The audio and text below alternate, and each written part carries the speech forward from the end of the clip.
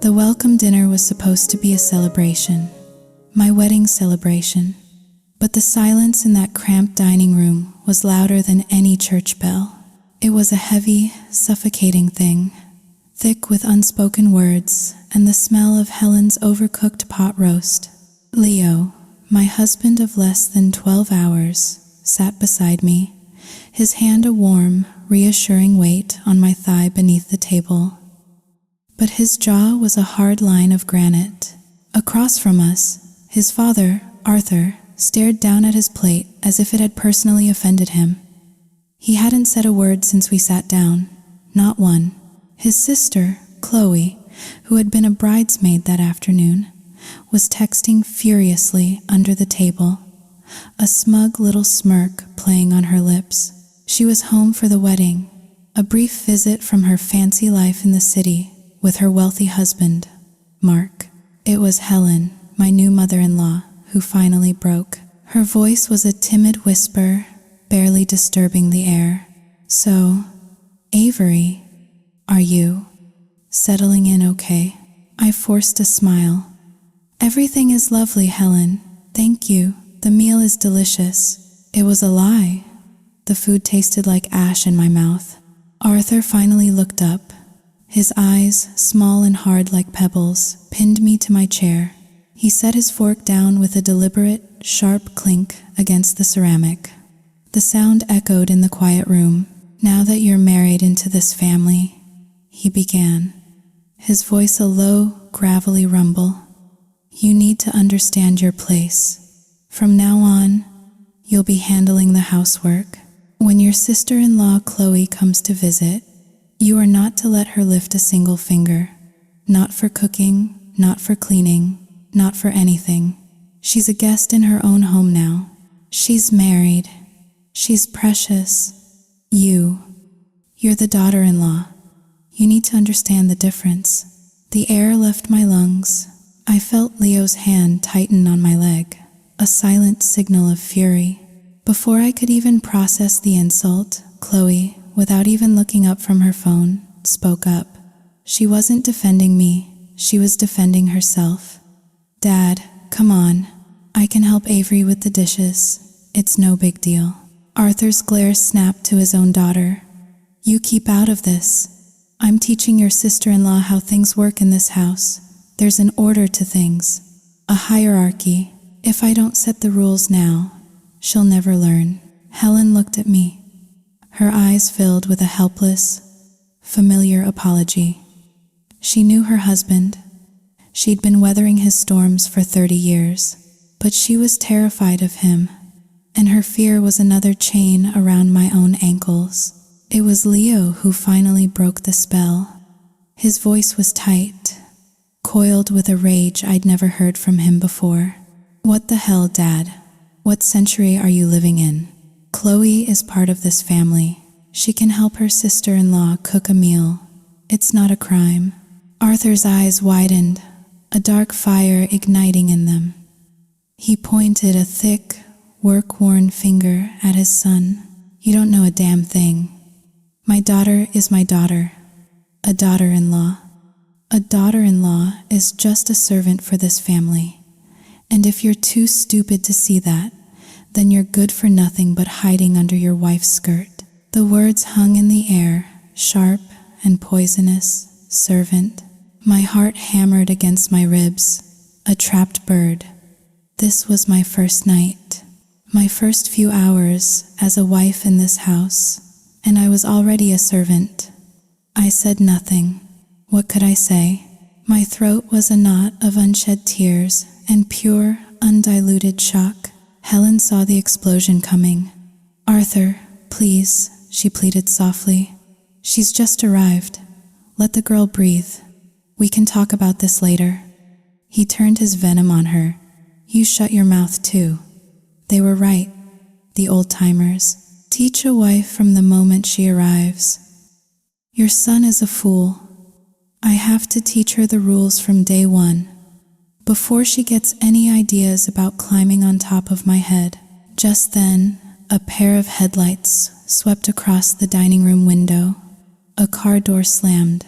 The back door opened, and Chloe's husband, Mark, walked in, a cheerful grin on his face. "Evening, everyone."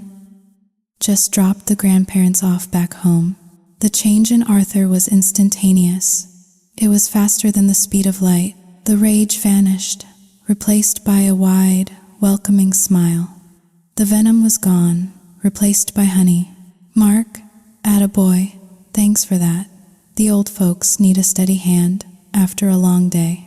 "Of course, Arthur, happy to help." Helen, ever the peacemaker, seized the opportunity. "Mark, wash up. Come join us for dinner." He waved a hand dismissively. "Oh, I'm stuffed, Helen, honestly. Drank a little too much at the wedding. I think I just need to get home and sleep it off." Chloe knew her cue.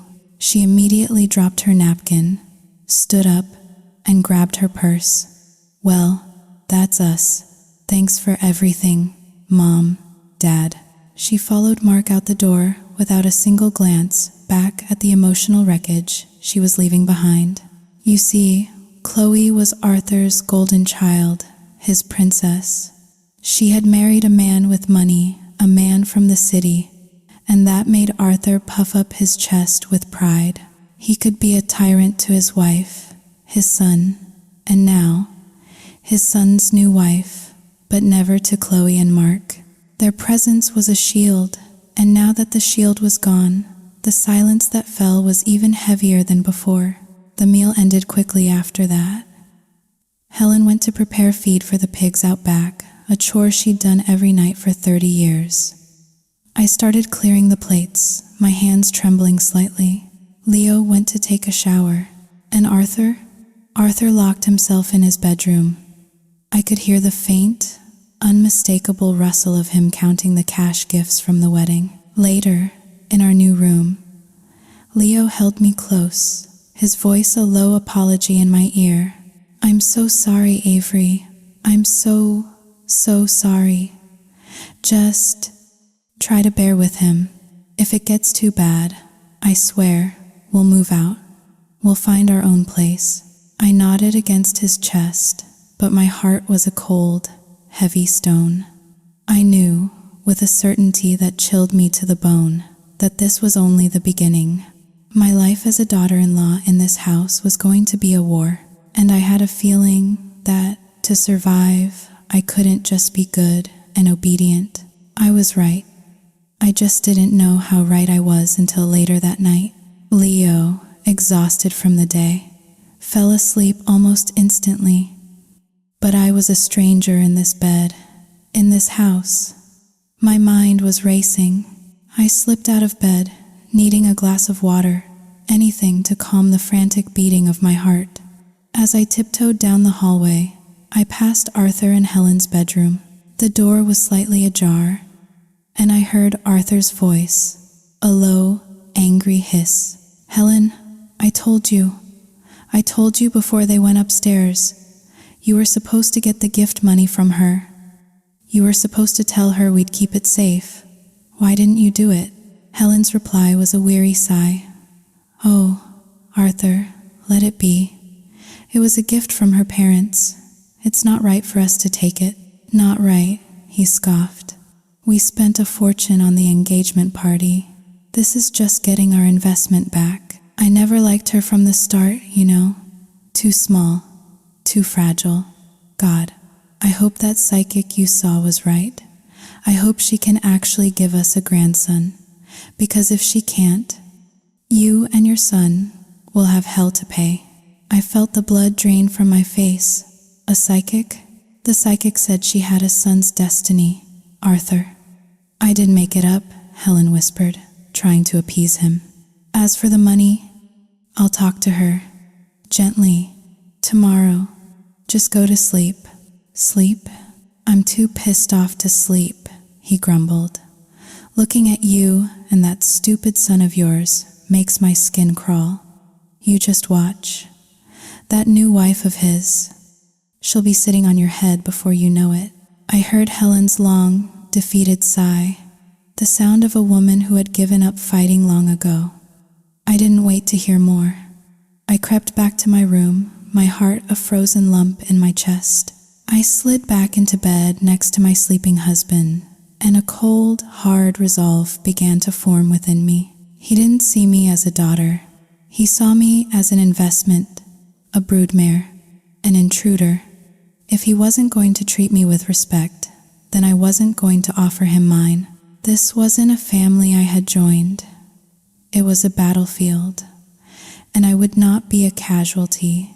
I had set my alarm for 5 a.m., determined to be the perfect early rising daughter-in-law. But Arthur beat me to it.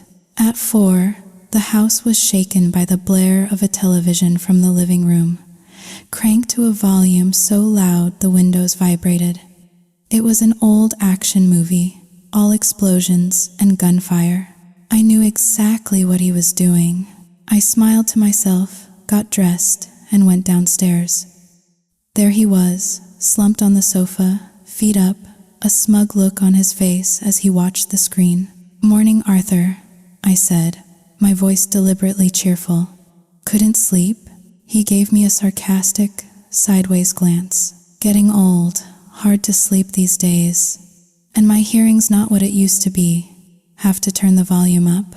Hope it didn't bother you." "Not at all," I said, my smile never wavering. I was just about to get up and make breakfast anyway. His face fell slightly. He had lost the first round. He grunted, switched off the TV, and shuffled back to his room. As I started making breakfast, an idea, sharp and wicked, sparked in my mind. Later that day, Leo and I went to visit my parents.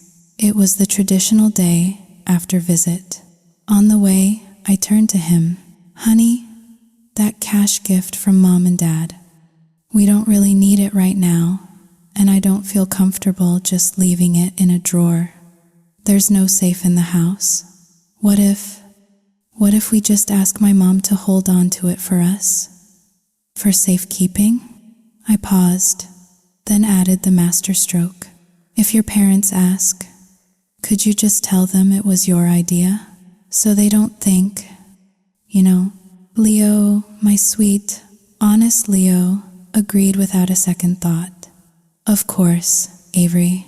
Whatever makes you feel comfortable." I leaned against him, a wave of relief and affection washing over me. The plan was in motion. It wasn't a huge amount of money, but it was my parents' hard-earned savings. It was a symbol, and I would be damned if I let Arthur get his greedy hands on it. After a lovely lunch at my parents' house, I discreetly passed the envelope of cash back to my mother. "Why aren't you keeping this, sweetie?" she asked, confused. "The house doesn't have a safe, Mom. I just worry about it. Please, just hold it for us." "But what will his family think? That we gave a gift just for show and then took it back?" "Don't worry," I said, giving her a reassuring squeeze. "Leo and I have already talked about it. It's fine." On the way back, as we passed through town, I had another idea. "Leo, can you stop at the electronics store for a minute? I need to pick something up." "A new phone?" "No," I said, a mischievous grin spreading across my face. "It's a gift. Something I think your dad really needs." He raised an eyebrow, but pulled over. I ran inside and came out a few minutes later with a small, square box. "What is it?" he asked, his curiosity piqued. "You'll see," I chirped. When we walked back into the house, Arthur was sitting in his usual spot on the sofa, a thunderous look on his face. Helen, however, greeted us warmly. "You're back. Did you have a nice time?" "We did, Helen," I said, smiling.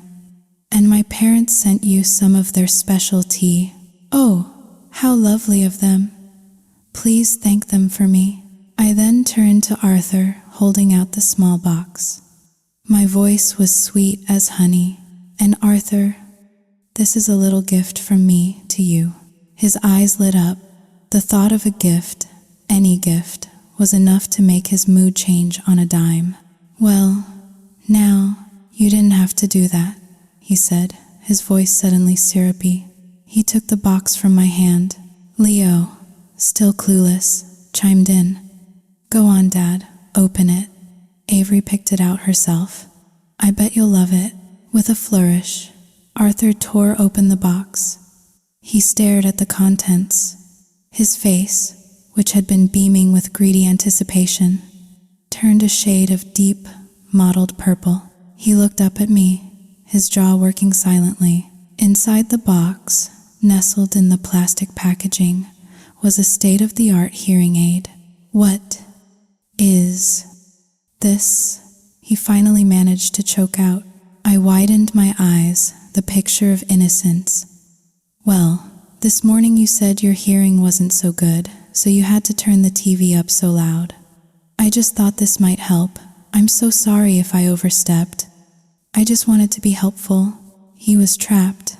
Utterly and completely trapped. How could he rage at his new daughter-in-law for such a thoughtful, considerate gift? A gift that solved a problem he himself had invented just hours earlier to torment her. He sputtered, searching for an excuse.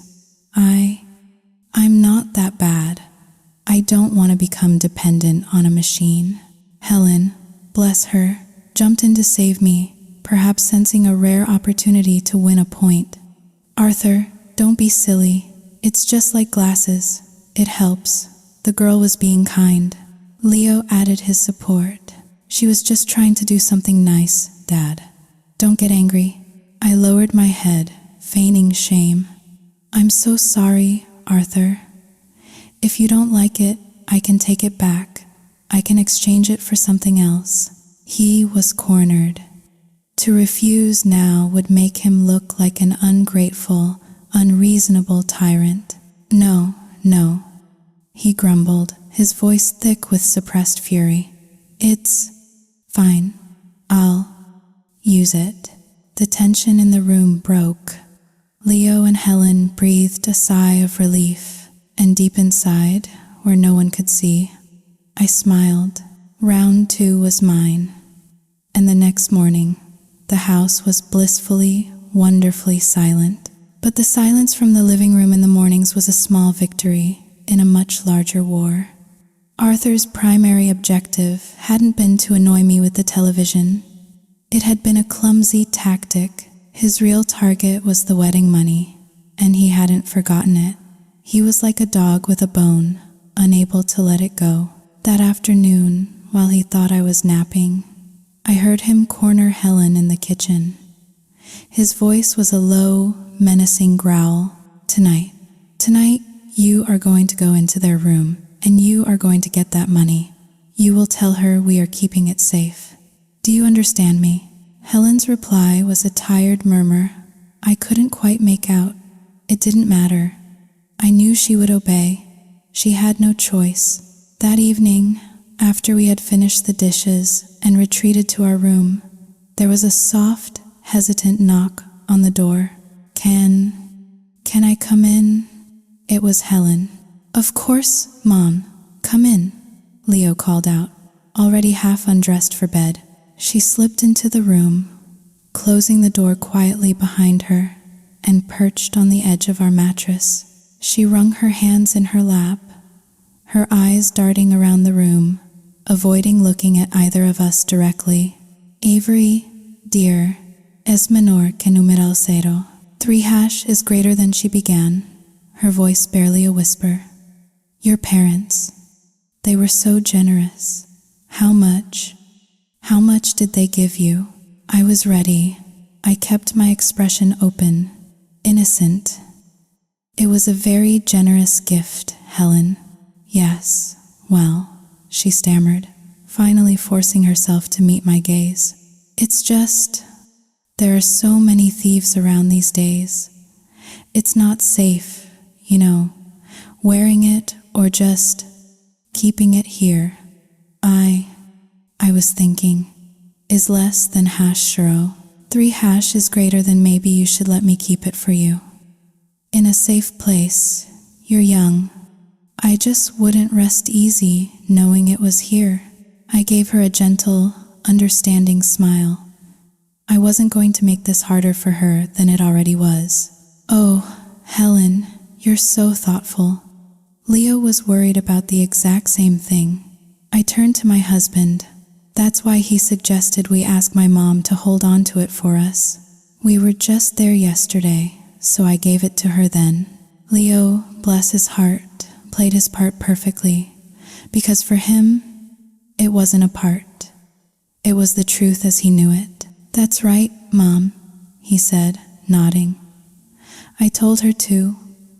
We don't have a safe, and the lock on that old wooden wardrobe is useless. It's safer at her parents' house. The relief that washed over Helen's face was quickly followed by a shadow of dread. She knew she had failed her mission. She knew what was waiting for her in the other room. She mumbled a few pleasantries, asked if we needed anything, and then slipped out of the room as quietly as she had entered. I looked at Leo, a silent thank you in my eyes. He smiled back, oblivious to the bullet we had just dodged, the storm we had just redirected. The storm broke a few minutes later. First, a low murmur of voices from their bedroom. Then, Arthur's voice, rising in volume. A furious, snarling beast unleashed. She gave it to her mother, and you let that idiot son of yours convince her? He's got his wife on a damn pedestal. She'll rob this house blind, and you're all just helping her do it. Helen's voice was a faint, placating whisper. She's not like that, Arthur. Don't be so cynical. She's part of the family now. Someday, when we're old and sick, she'll be the one taking care of us. Take care of us, he roared, the sound vibrating through the thin walls. I'd rather die in a ditch. And then came the sound, a sharp, wet, sickening crack. It was followed by a heavy thud and the explosive shatter of glass. Leo and I froze, staring at each other in horror. He was on his feet in an instant, pulling on a shirt and heading for the door. Dad? Mom? Is everything okay? He yelled, pounding on their locked door. There was a frantic shuffling inside, and then Arthur's voice, strained and unnatural. It's nothing. Your mother. She just tripped getting into bed. Clumsy. Knocked her head on the wardrobe door. Leo and I exchanged a look. He didn't believe it any more than I did. He twisted the knob and pushed the door open. The scene inside was one of controlled chaos. Helen was lying on the bed, her back to us. Arthur was hovering over her, feigning concern. On the floor, 1,000 glittering shards of a broken mirror lay scattered across the rug from a shattered wardrobe door. Leo immediately knelt and began carefully picking up the larger pieces of glass. Arthur, putting on the performance of a lifetime, bustled over to the medicine cabinet.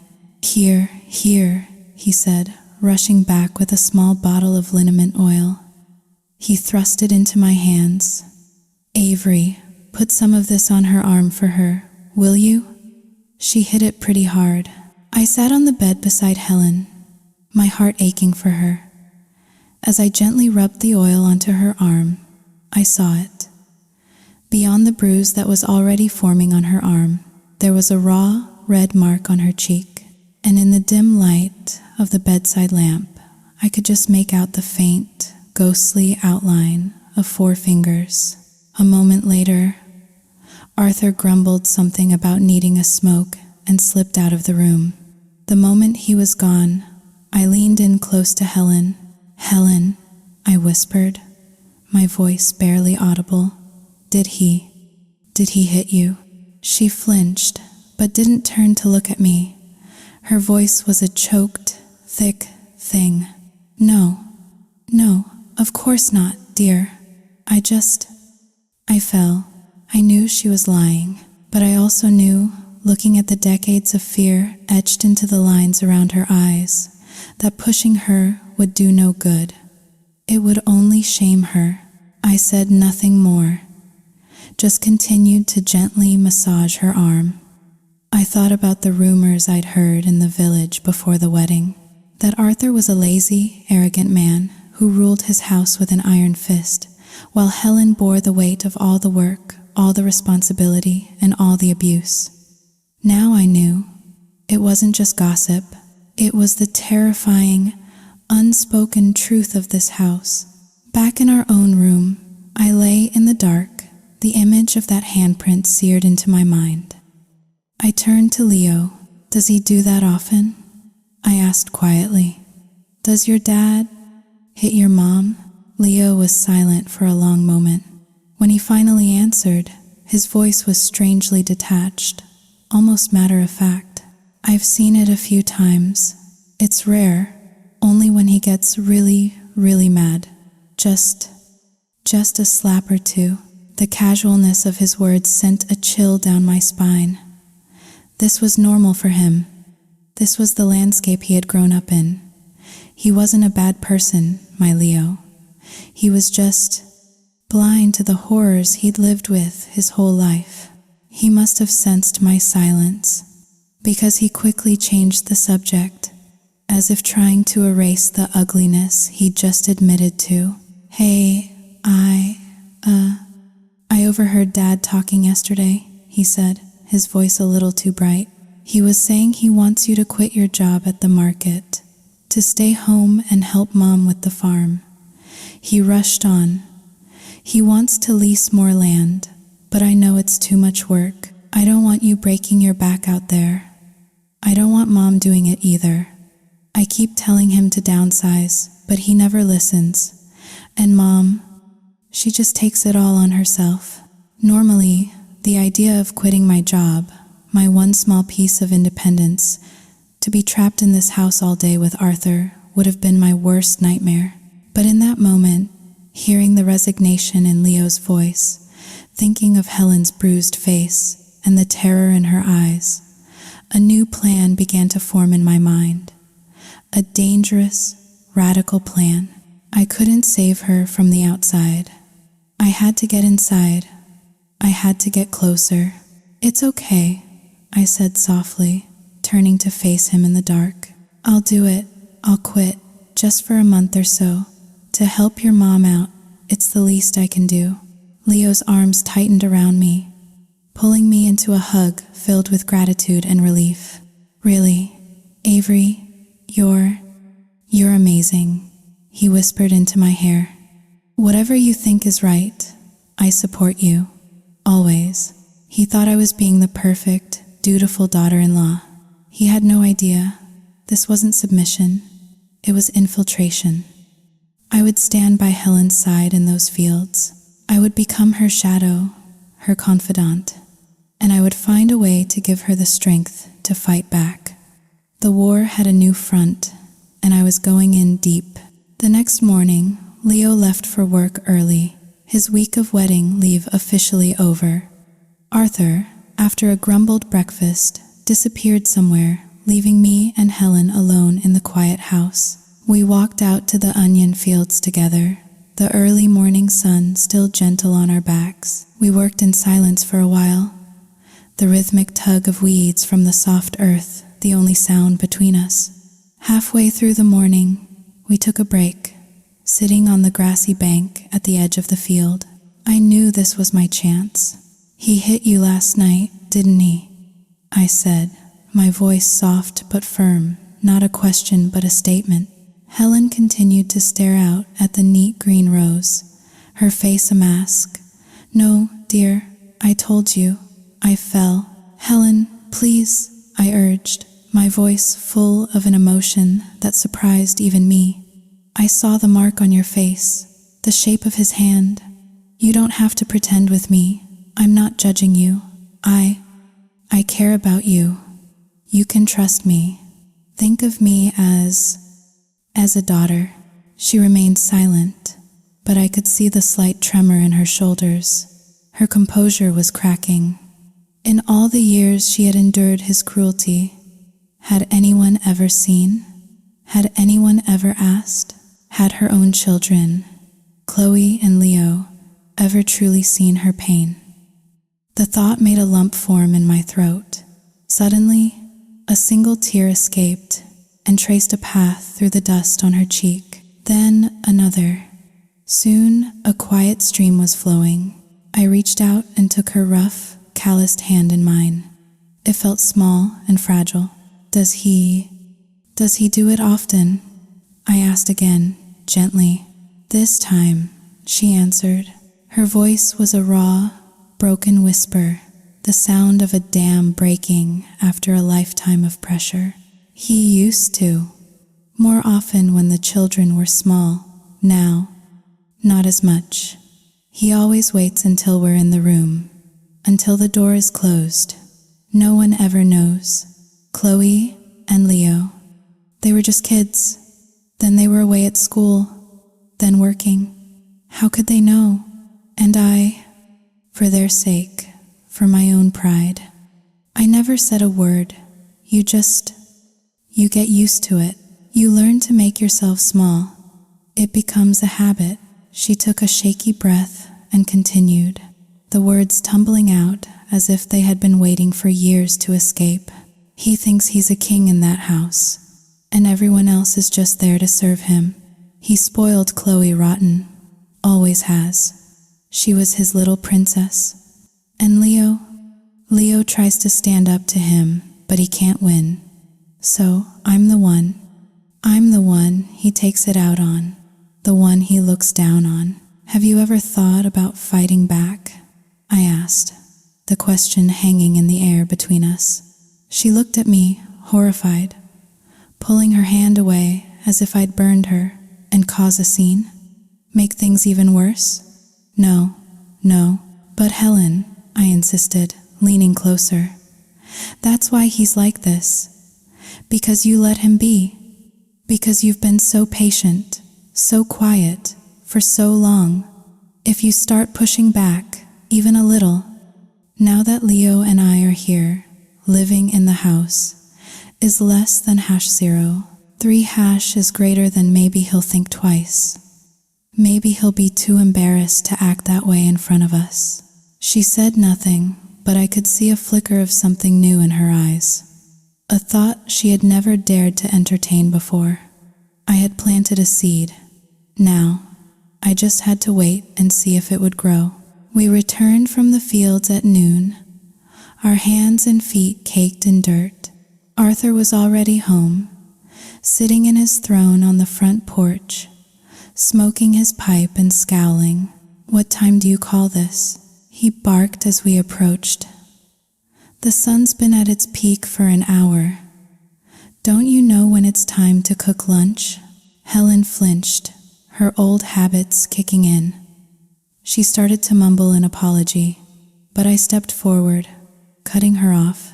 We were just finishing the last row, Arthur, I said, my voice calm and even. It seemed silly to stop when we were so close to being done. He shot me a venomous look and muttered something under his breath, but he didn't argue. I ignored him and went straight to the kitchen to start the rice. During lunch, he started in again. He let out a long, theatrical sigh. Helen, ever the dutiful wife, took the bait. What's wrong, dear? You seem tired. On any other day, he would have snapped, what's it to you? But today, he was putting on a show.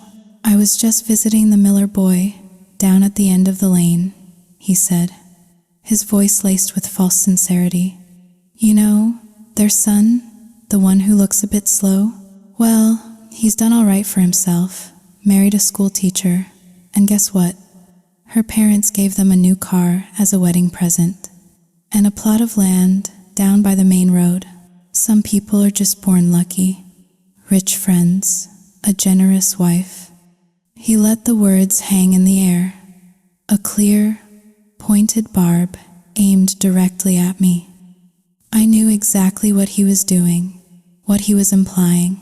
He was trying to shame me, to make me feel inadequate because my parents hadn't showered us with expensive gifts. I pretended not to understand, keeping my face a perfect blank.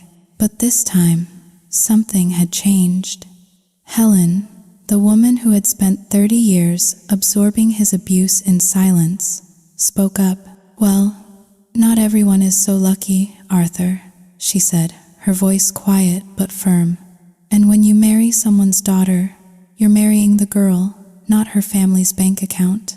Her parents gave her to their son, not to Mr. Miller. Arthur's face turned a dangerous shade of crimson. He stared at his wife, his eyes bulging, utterly speechless. She had never, in 30 years, contradicted him like that. You see? He finally sputtered, pointing a trembling finger at her. That's your problem. That's why you've never amounted to anything. From that day on, the Cold War in the house escalated. Arthur began a campaign of passive aggression. He would tell stories at every meal, thinly veiled tales of other families, other sons who had married into wealth, the son who got a motorcycle from his in-laws, the son who was given a whole hillside of farmland. I continued my strategy of playing dumb, refusing to take the bait. Finally, one evening, he dropped all pretense of subtlety. He looked directly at me across the dinner table. "Avery," he said, his voice dripping with condescension. "You know, this family, we don't have much land. Not anymore. You should talk to your parents, see if they can. You know, is less than #0. 3 hashes greater than spare a little something for you and Leo to get started on. For the future, for the children." The audacity of it took my breath away. He was openly begging, but I was prepared. I met his gaze, my own expression, a perfect blend of regret and apology. "Oh, Arthur," I said, my voice full of feigned sadness. "You know, before the wedding, my parents felt so terrible about that. They wished so much they could give us more, like other families do, but they just don't have it. In fact, Leo was the one who told them not to worry. He said to them, 'I'm marrying your daughter, not her inheritance.' They were so touched by that, so grateful. I couldn't possibly ask them for anything now. It just wouldn't be right. Checkmate." His face contorted with rage. I had used his own son's words, his own son's decency, as a shield against his greed. He was trapped. To push the issue further would be to admit he was nothing but a greedy, grasping old man. He tried to backtrack, to save face. I was just thinking of you two, of your future. A little help would make you less burdened." Helen, finding her new voice, jumped in. "They'll be fine on their own, Arthur. We should worry about ourselves." Leo, who had been listening in stony silence, added the final nail in the coffin. "Don't worry about us, Dad. We can take care of ourselves." Arthur was surrounded, outmaneuvered. He slammed his fist on the table, a strangled cry of fury escaping his lips, and stormed out of the house. After that, he stopped speaking to me altogether. If I asked him a direct question, he would ignore me. If I persisted, he would answer in monosyllables, his voice dripping with contempt. He hated me. He truly, deeply hated me. But what was worse, what I hadn't anticipated, was that he refused to let me go back to work. My month of helping out was over, but whenever I brought it up, he would simply walk away. He had found a new way to punish me, by trapping me in the house, under his silent, suffocating rule. If that had been the end of it, I might have learned to live with the silence, but it wasn't. When he couldn't torment me to my face, he started doing it behind my back. He began a new campaign, a campaign of slander, spreading vicious lies about me to the neighbors.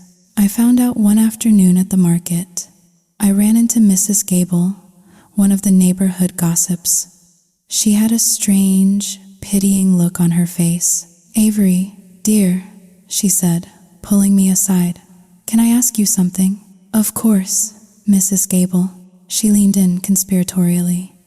"I heard from Arthur that you're not a very tidy person, that you leave your, personal items lying around the house for poor Helen to clean up after you." I stared at her, my mind reeling. The lie was so specific, so grotesque, so designed to humiliate me. I swear to you, Mrs. Gable, I would never do something like that. I don't know why he would say such a thing. Well, that's what I thought, she said, though she still looked doubtful. But he's been telling everyone, one day you're messy, the next you're disrespectful. He makes it sound like you treat them all like dirt. Now, if it's true, you need to fix it. But if it's not, you need to figure out why your father-in-law has it in for you. That man can hold a grudge like no one I've ever met. I walked home in a daze, my heart a cold, hard knot of anger and humiliation. When I told Helen what had happened, even she was shocked into a rare display of anger. That man, she whispered, shaking her head. He's gone too far. I'm not going to let this continue, Helen, I said, my voice trembling with a resolve I didn't know I possessed. Tonight, I'm going to confront him. And if things get ugly, please, just understand why I'm doing it. She looked at me, her eyes wide with a mixture of fear and something else. Admiration. She simply nodded. That night, after dinner, I served the tea. I poured a cup for Arthur and placed it in front of him.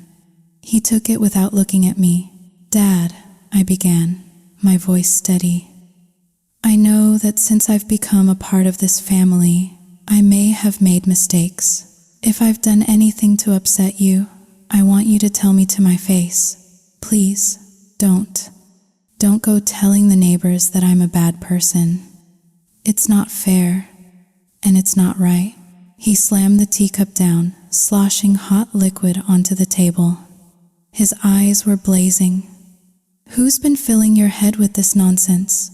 Who told you that? I've never said a bad word about you. Mrs. Gable told me, I said calmly. He was caught. He knew it. His face hardened, the mask of civility dropping away to reveal the ugly, snarling truth beneath. Fine, he hissed. So, I said it. What are you going to do about it? Helen couldn't stay silent. Arthur, how could you? If she does something wrong, you talk to her. You don't make up lies to ruin her reputation. Leo, his face a mask of thunder, finally exploded. What has she ever done to you to deserve this? Is this how a father-in-law is supposed to act? Arthur's face twisted into a grotesque sneer, and he spat out the words that had been poisoning his heart from the very beginning. Her crime, he screamed, his voice cracking. Her crime is that she can't get pregnant. That's her crime. Do you understand? I recoiled as if he had slapped me. We've only been married for a few months. I whispered, stunned. Helen tried to reason with him. Arthur, for God's sake, be patient. We rely on our children when we get old. Is less than #0. Sen Jing Hao, Da Yu. I don't need her, he roared, his voice shaking the entire room. A daughter-in-law's job is to have babies and to serve this family. If she can't do that, then she can get the hell out. I don't need a useless mouth to feed.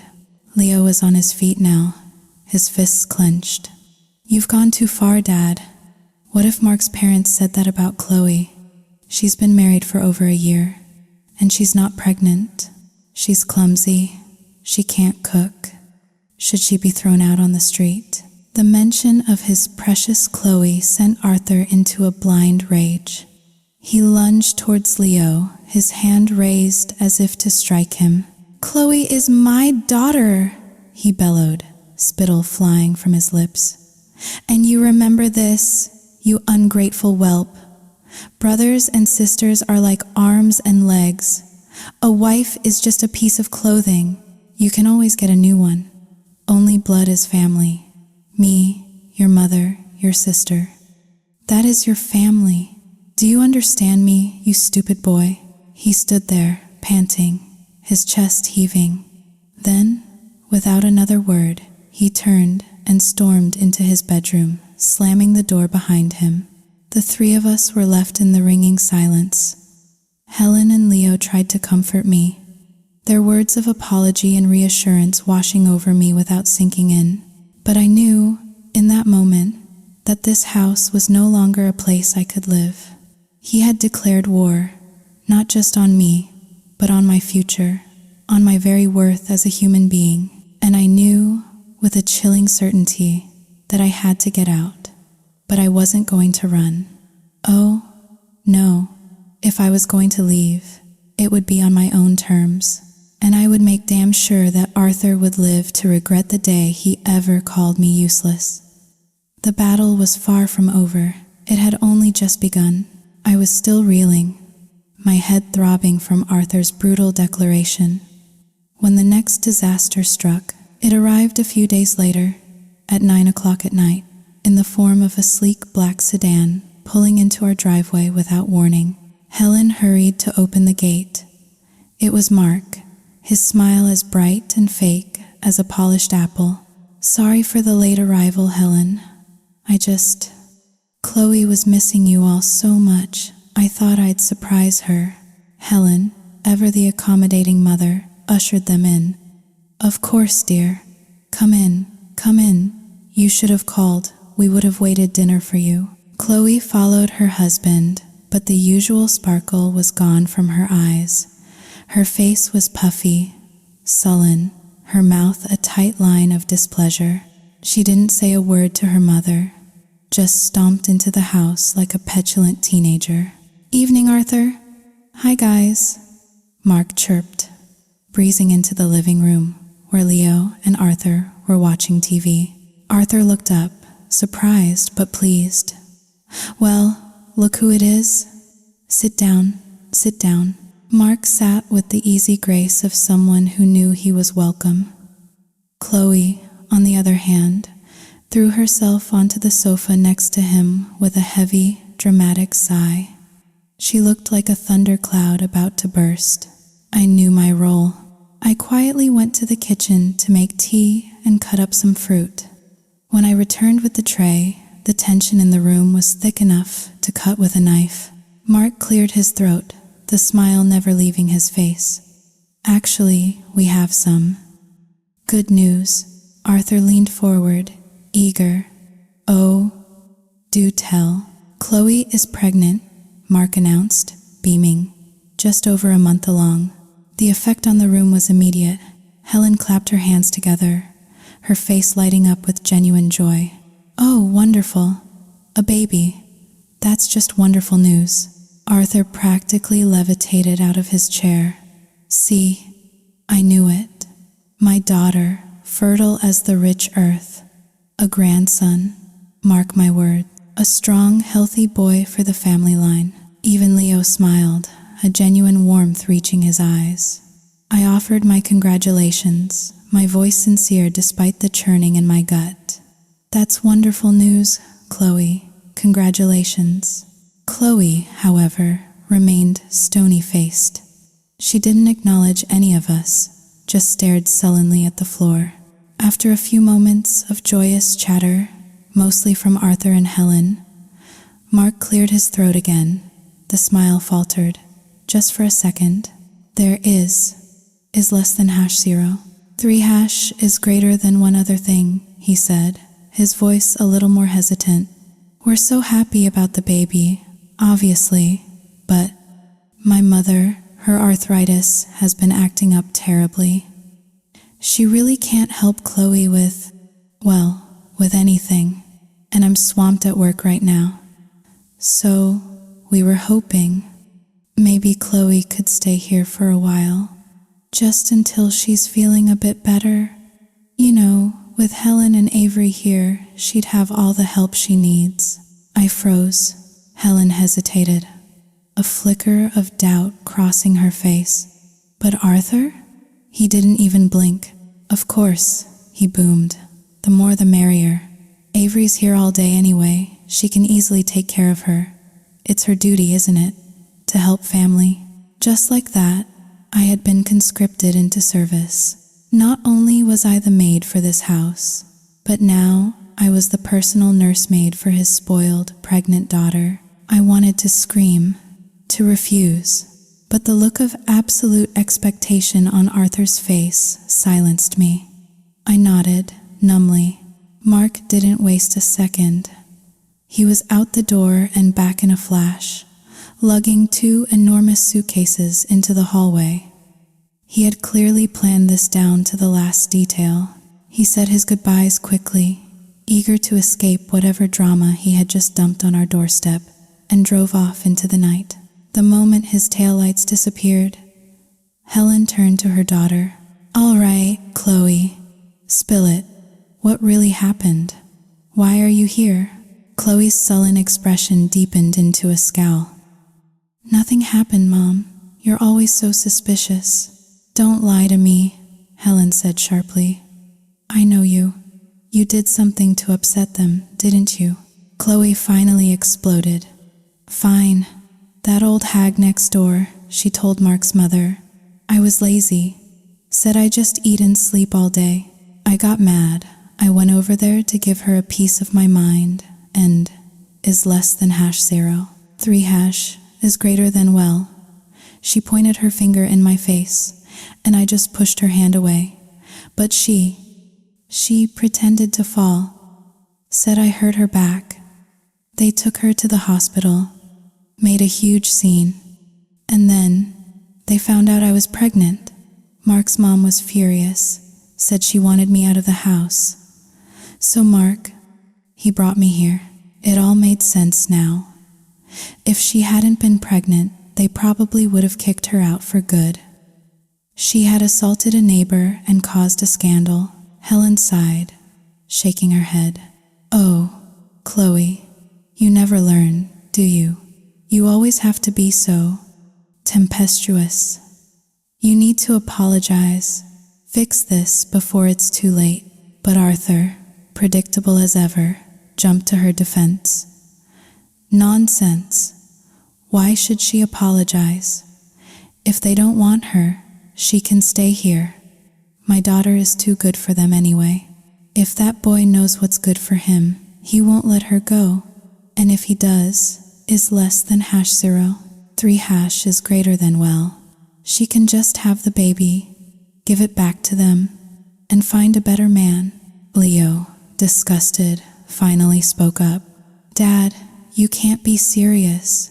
She was in the wrong. You can't just defend her blindly like that." He turned to his sister. "You need to grow up, Chloe. You messed up. You're lucky they didn't press charges. You need to go back there and beg for forgiveness." Chloe just glared at him, secure in her father's protection. Arthur grumbled something about loyalty, but didn't push it further. And so began my new hell. Every morning I had to be up before dawn to cook a hot, nutritious breakfast for Chloe, because Arthur insisted his pregnant daughter needed it. If it had just been that, I could have handled it. But Chloe was a nightmare. She treated me like her personal slave. She demanded specific foods, then turned her nose up at them when I made them. She left her dirty dishes everywhere, dropped her clothes on the floor where she stood, and expected me to pick them up. She never lifted a finger to help, not even to wipe down a table. She just sat there, growing larger and more demanding by the day. While I ran myself ragged trying to keep up with her, Helen, the house, and the farm. Leo saw it. He hated it. "Just a little longer, Avery," he would whisper to me at night, rubbing my aching back. "If she doesn't go back soon, we're leaving. I promise."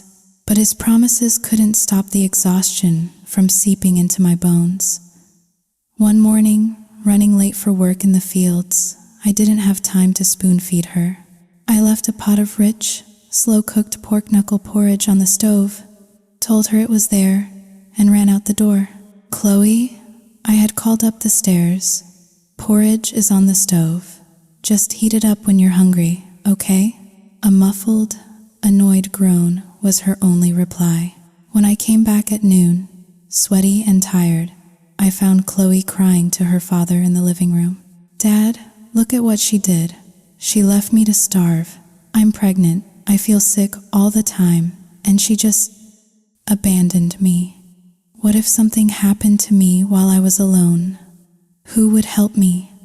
Leo is useless. He just does whatever she says. I'm all alone here. Arthur was livid. When I walked in, he turned on me, his face purple with rage. You, he roared. You lazy, good for nothing. You left my daughter to starve? Is this how you take care of family? I had had enough. The months of insults, the silent treatment, the slavery, it all boiled over. Starve? I shot back, my voice trembling with fury. I left a whole pot of food on the stove for her. All she had to do was turn a knob. Is she incapable of even that? I turned to Chloe, who was smirking behind her tears. I have been waiting on you hand and foot for weeks. I cook, I clean, I wash your clothes while you sit there and do nothing. And you have the nerve to lie about me. Arthur slammed his hand onto the table. Don't you dare talk to my daughter like that. You're the one who's useless here. You think you're some kind of princess. If you don't like it, you can get out. I'll find a better wife for my son tomorrow. Fine, I yelled back, tears of pure frustration stinging my eyes. If you think I'm so terrible, then maybe I should leave, but don't think for a second that I'm the problem here. It's you, and your spoiled, lying daughter. Chloe, seeing her victory slipping, played her trump card. Oh yeah? Well, if you're so high and mighty, give me back my money. The $5 million I gave Dad to give to you for food. You probably spent it all on yourself. I stared at her, then at Arthur. A slow, cold smile spread across my face. Money? I asked, my voice dangerously calm. What money, Chloe? I haven't seen a single cent from you. If you gave money to your father, well, you'd better ask him where it went. All eyes turned to Arthur. He suddenly found the floor very interesting. He coughed, sputtered, and turned a brilliant shade of beetroot red. Well, I kept it safe, he blustered. I didn't give it to her because, well, she'd just waste it. I'm keeping it for the baby. Chloe's jaw dropped. Dad, you didn't give it to her? Arthur looked trapped. A rat in a corner. It's family money. It stays in the family. I didn't wait to hear the rest of his pathetic excuses. I turned and walked out of the room, leaving them to their lies. You're all crazy, I heard him yelling after me. Ungrateful. I'm the only one who cares about this family. I went to the kitchen, my hands shaking as I plugged in the rice cooker. Helen came in a moment later, her face pale and drawn. He is less than #0. 3 hashes greater than he said. You have to stay home tomorrow, she whispered. To take care of Chloe. He said he'll hire someone for the fields. Why? I asked, genuinely baffled. Why does she need me here every second? She's pregnant, not an invalid. He says you're jealous of her, Helen said, looking down at her hands. That you hate her because she's having a baby and you're not. The injustice of it was staggering. But Helen, for once, had fought back. I told him, she said, her voice gaining a little strength. I told him he was being ridiculous, that if his precious daughter is so helpless, he should stay home and take care of her himself.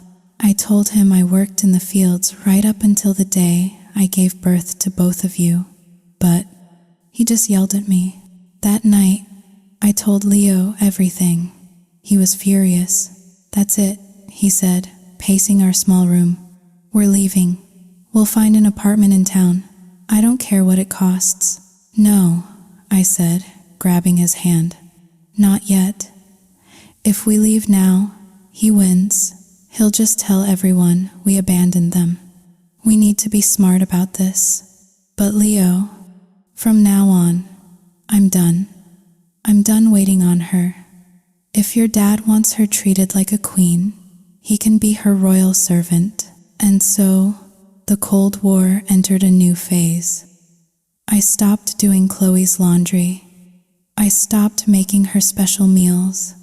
If she wanted something, she could get it herself. Arthur, furious but trapped by his own words, started having to run to the market himself to buy her the treats she demanded. Chloe grew more resentful by the day. Mark rarely visited, and when he did, he was distant and distracted. She spent her days calling him, whining and complaining, threatening to leave him if he didn't come get her, but he always had an excuse. Months passed in this icy standoff. Chloe's belly grew, and so did her bitterness. One day, she came home from a checkup with Mark, a smug, triumphant look on her face. "It's a boy," she announced to the room, puffing out her chest. "A grandson for the family. Mark's so happy, he's going to come get me soon. And his mom, well, she'll have to beg me to come back now that I'm carrying the heir." Arthur was ecstatic. "A boy. I knew it. That's my girl. You see, this family is blessed." He shot a pointed, sneering look at me. "At least one of you can do her job." I said nothing. I just let the insults wash over me, nursing a secret of my own. A few days later, it was Sunday. Leo was home, and I decided to make his favorite dish, caramelized pork. I was in the kitchen, humming to myself as the savory scent filled the air. I stepped out for a moment to grab some herbs from the garden. When I came back, Chloe was just leaving the kitchen, a strange, guilty look on her face. "Just is less than #0. 3# is greater than getting some water," she muttered, hurrying past me. I didn't think much of it until we sat down to eat. I took a bite of the pork, and almost immediately, my throat began to itch. My lips started to tingle, then swell. I dropped my fork, gasping. "What's wrong?" Leo asked, alarmed. I don't know," I rasped, clawing at my throat. "It feels like an allergic reaction, but I didn't put anything in it." Chloe started to giggle, a cruel, malicious sound. "Oh, oops," she said, her eyes glittering with malice. "I forgot to tell you. I saw you were making pork, and I remembered we had some dried shrimp powder in the cupboard. I thought it would make it taste better, so I just sprinkled a little bit in while you were outside. I totally forgot you were allergic to shellfish. Silly me." She didn't look sorry at all. She looked delighted. I stared at her, my face swelling rapidly, my breath coming in short, terrified gasps. She had poisoned me. Deliberately. Leo didn't waste a second. He scooped me up and rushed me to the car, speeding towards the nearest clinic.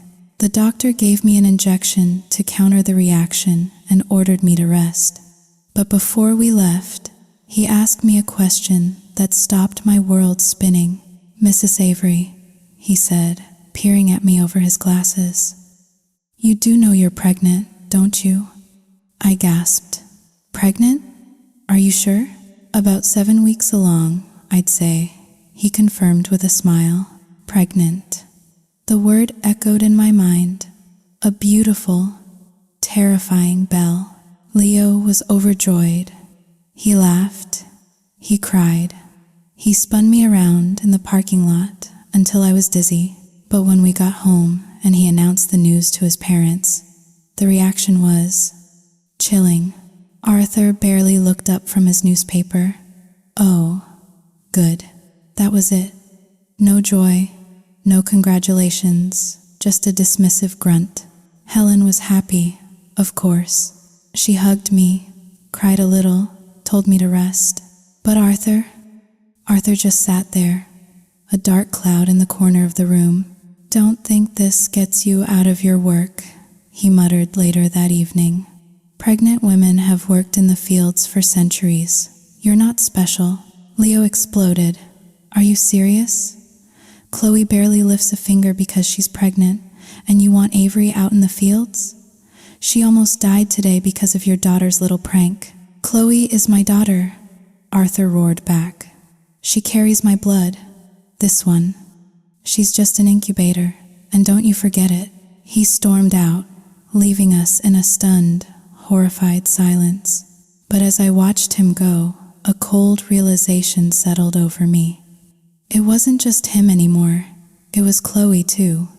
She had tried to hurt me, and in doing so, she could have hurt my baby. This was no longer just a cold war. It was a fight for survival, and I was done playing nice. The next day, as Leo and I were leaving our room, we ran into Chloe in the hallway. She had a smug, superior look on her face, as if my near-death experience and subsequent pregnancy were all part of her grand plan. Well, she sneered. "So you're not as useless as we thought, but are you sure it's even Leo's?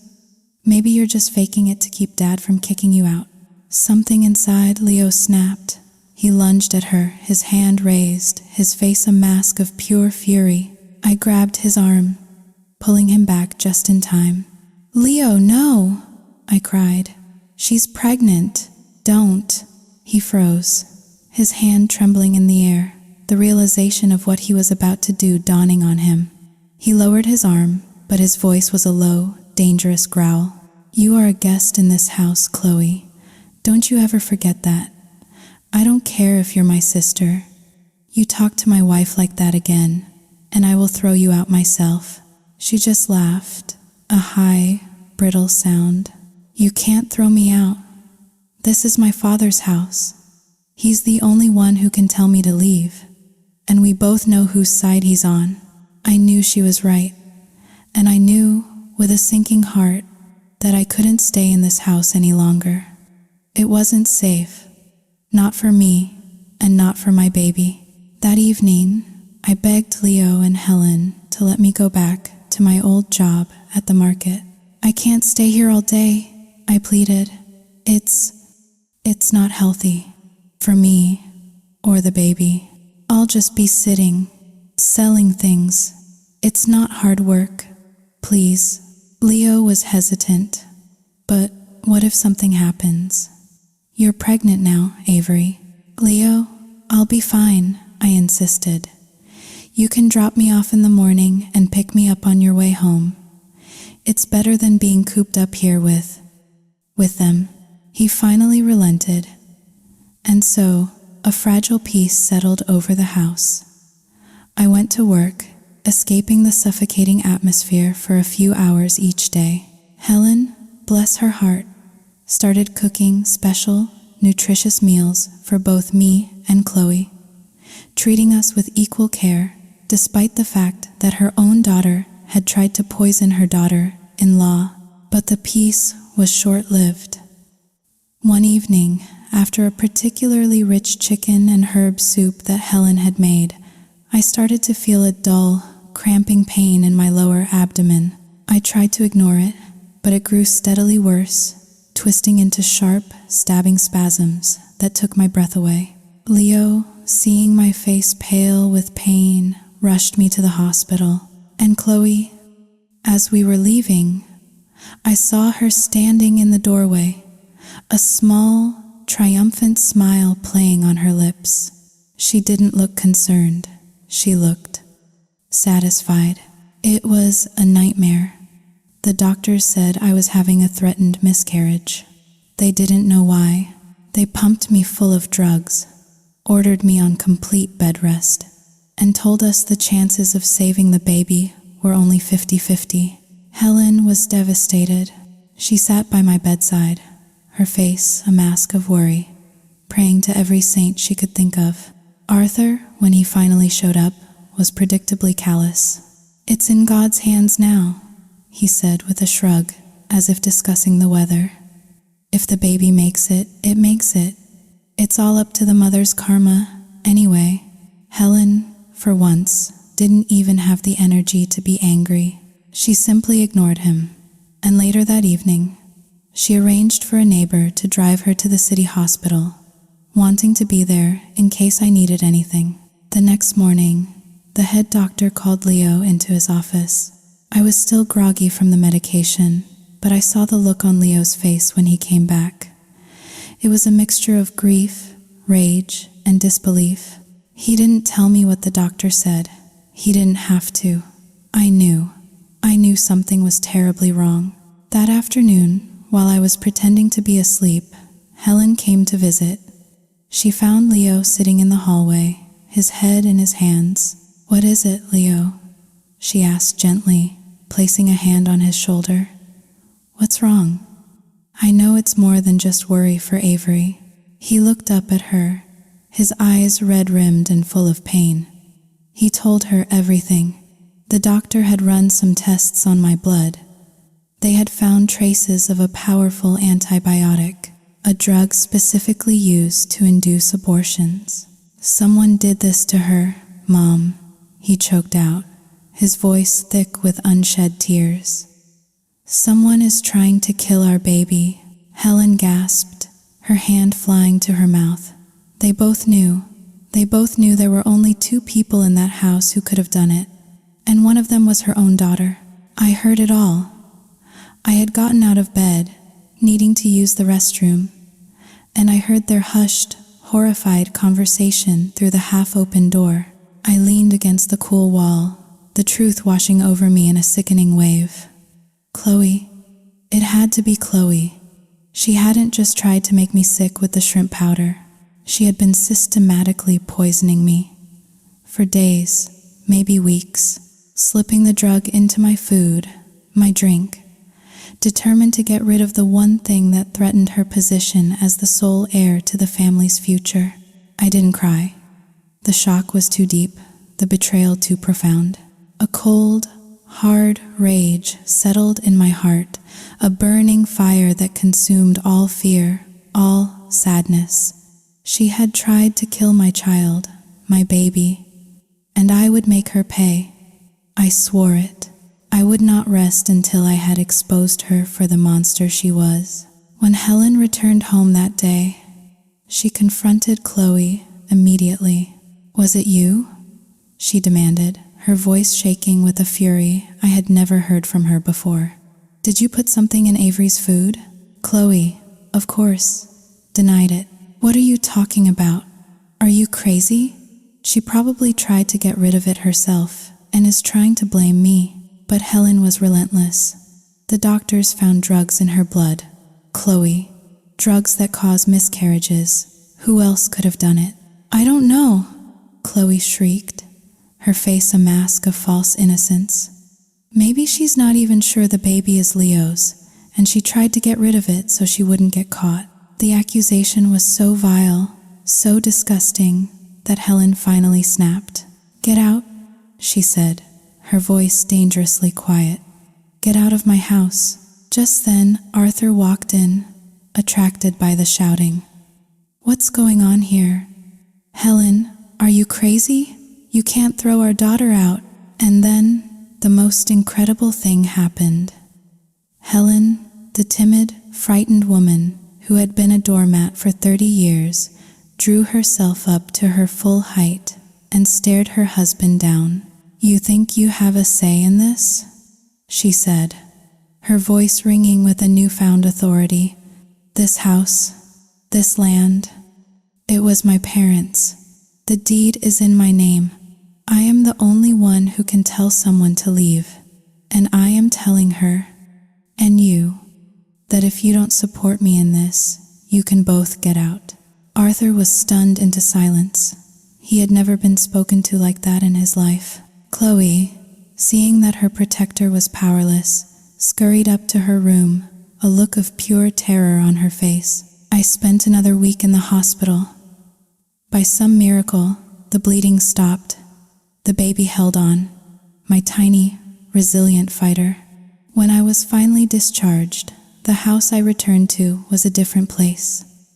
The air was thick with unspoken truths and simmering resentment. Arthur ignored me completely. Chloe, who was still there, holed up in her room like a cornered animal, shot me looks of pure hatred whenever she saw me. But something had shifted. Helen was no longer afraid. She had taken back control of her home. One afternoon, she came into my room while I was resting. She sat on the edge of the bed, her face etched with a deep, weary sadness. "I'm so sorry, Avery," she whispered, taking my hand. "For everything. For him. For her. For not being stronger. It's not your fault, Helen," I said, squeezing her hand. "Yes, it is," she insisted. "I let him walk all over me for 30 years. I let him become a monster. I let him raise a daughter who could do something like this." She told me about her life, about how she had been a strong, independent woman before she met Arthur, how he had slowly, systematically chipped away at her confidence, her spirit, until she was just a shadow of her former self. "But not anymore," she said, her eyes flashing with a spark I had never seen before. "Not anymore." I knew, in that moment, that she was my ally, my true ally. And together, we were going to bring the truth to light. "I know it was her, Helen," I said quietly. "And I'm not going to let her get away with it. But I'm not going to the police. Not yet. I want her to confess. I want you to hear it from her own lips." Helen nodded, a single tear rolling down her cheek. "Do what you have to do, my dear. I'm with you." That evening, we gathered in the living room. The atmosphere was electric. Chloe sat on the sofa, picking at her nails, trying to look bored, but the nervous twitch in her eye gave her away. Arthur sat in his armchair, a thunderous scowl on his face. I waited until everyone was settled, and then I spoke, my voice clear and steady. "Chloe," I said, looking directly at her, "why did you do it? Why did you try to kill my baby?"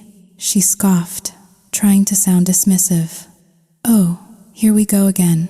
I told you, I didn't do anything. You're just looking for someone to blame for your own carelessness." Arthur jumped to her defense. "That's right. Leave her alone. You have no proof." "But I do," I said, my voice dropping to a near whisper. "You see, when I started feeling sick weeks ago, I got suspicious. I knew something was wrong, so I installed a small camera in the kitchen, pointed right at the spice rack. It was a complete and utter lie, a bluff, but it was a damn good one." Chloe's face went white. All the color drained from her cheeks, leaving behind a pasty, terrified mask.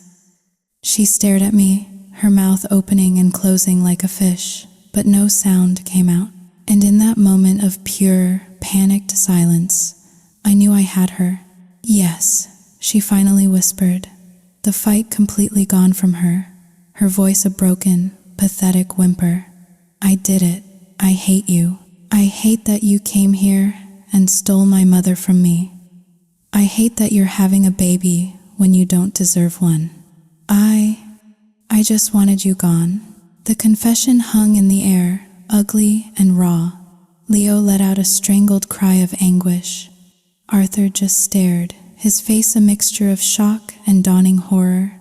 And Helen closed her eyes, the tears finally flowing freely, a silent testament to her broken heart. She pointed a trembling finger at the door. "Get out," she whispered. "Get out of my house, and never, ever come back."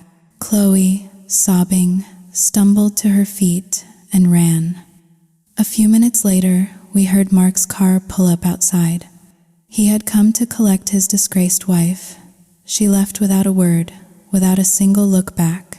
And as the door closed behind her, a new, heavy silence fell over the house. The monster was gone, but the wounds she had left behind, they were deep. And I knew, with a chilling certainty, that they would never truly heal. The house was quiet after Chloe left. Too quiet. It was the heavy, echoing silence of a battlefield after the fighting has stopped, thick with the ghosts of what had been said and done. Arthur retreated into himself, a sullen, defeated old man, rarely leaving his room. Helen moved through the house like a phantom, her face a mask of grief. The joy of becoming a grandmother had been poisoned by the monstrous actions of her own daughter. One afternoon, a few days after Chloe's departure, Leo and I were on our way back from a checkup at the doctor's. As we pulled into the driveway, we heard a sound that made my blood run cold. It was Helen, screaming. Not a scream of fear, but of pure, unadulterated rage and despair. "Where is it, Arthur? Where is the money? Did you spend it all? Give it to some other woman?" We rushed inside. The scene in the living room was one of utter chaos. Papers were strewn everywhere. Helen was on her knees in front of the large wooden cabinet where she kept their important documents, sobbing hysterically.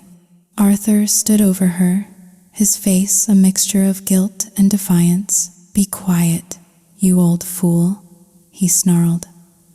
"Do you want the whole neighborhood to hear you?" "I don't care who hears," she wailed, her voice breaking. "That was our savings, everything we had. It was for Avery, for the baby, in case she needed a C-section. You knew that, and you just is less than #0. 3# is greater than you took it. Money can be earned again," he said dismissively, not a shred of remorse in his voice. "What's the big deal?" The injustice of it, the sheer, callous cruelty, finally broke something in her. She staggered to her feet, her eyes blazing with a fury I had never seen. "You didn't earn it," she screamed, her voice raw with 30 years of repressed anger. "I did. I worked those fields until my back broke while you sat on your throne and drank tea. I saved every penny, and you worthless, lazy man. You just stole it." He saw red. He lunged at her, his hand raised, the same sickening motion I had witnessed on my first night in this house. He was going to hit her, but this time, Leo was there. He moved like lightning, stepping between them, grabbing his father's arm in a grip of steel. "Don't you dare," Leo gritted out, his voice low and shaking with a lifetime of fury. "Don't you dare touch her again." Arthur, for the first time in his life, looked afraid of his own son. The violence drained out of him, replaced by a sullen, childish pout. Leo's face was a storm cloud of murder. I rushed to Helen's side, helping her to the sofa. "Are you okay?" I whispered. She just shook her head, the sobs racking her body. Arthur, seeing that he had lost, that his reign of terror was well and truly over, tried one last, pathetic gambit. "So this is it, then," he spat, his voice dripping with self-pity. "You're all against me now, ganging up on me. Your daughter, your precious son, and his conniving wife. Fine, I'll leave. I'll get out of this cursed house." He grabbed his keys, stormed out the door, and a moment later, we heard the sound of his old pickup truck roaring to life and speeding away down the lane. The weeks that followed were strangely peaceful. The dark cloud that had hung over the house for so long had lifted. Helen slowly began to heal.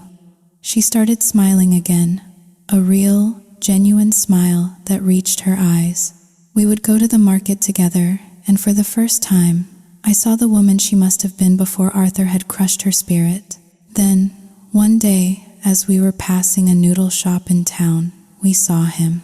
He was sitting at a small outdoor table, leaning in close to a young woman who couldn't have been much older than me. She was dressed in ripped denim shorts and a tiny crop top, her hair dyed a shocking shade of electric blue. He was whispering in her ear, and she was giggling, a high-pitched, flirtatious sound. "Go on, eat up." He was cooing, his voice slick with a kind of nauseating charm I had never heard from him before. "Don't be mad at your big daddy anymore. But I don't like noodle soup, she whined, pouting prettily. I wanted duck. Of course, my little chickadee, he said, stroking her bare arm. Whatever you want, you get. Your wish is my command. It was so grotesque, so utterly stomach-churning, that I grabbed Helen's arm. Let's go, Helen. He's not worth it. But she had frozen, her eyes fixed on the disgusting scene. Just then, the girl spoke again, her voice carrying on the afternoon air. I thought you weren't coming, she said. I thought you were going to go back to that old hag of yours. And then came Arthur's reply, the words that would be his final undoing. Her, he scoffed, laughing. Even if she was covered in gold, I wouldn't touch her. She begged me to stay, you know, cried, clung to my legs. I had to kick her away. Something in Helen broke. The years of quiet endurance, of patient suffering, of turning the other cheek, they all vanished in a single, explosive moment of pure, righteous fury. She dropped her shopping basket and marched over to their table, her face a thundercloud. I have no gold, she said, her voice shaking but loud enough for the entire street to hear.